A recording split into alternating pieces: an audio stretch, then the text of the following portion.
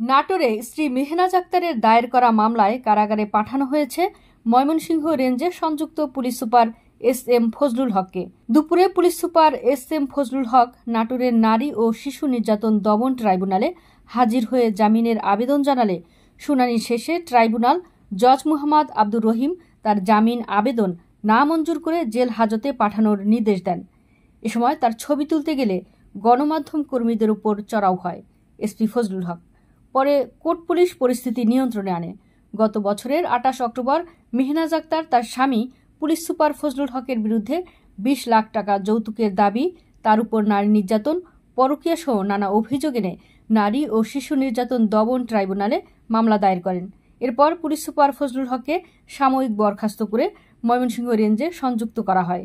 বাদীপক্ষের আইনজীবী মুশফিক হাসান জানান, পুলিশ সুপারের নির্যাতনে 2 কন্যা সন্তান নিয়ে মেহনাজ অসহায় জীবনযাপন করছেন। পুলিশ সুপার ফজলুল হকের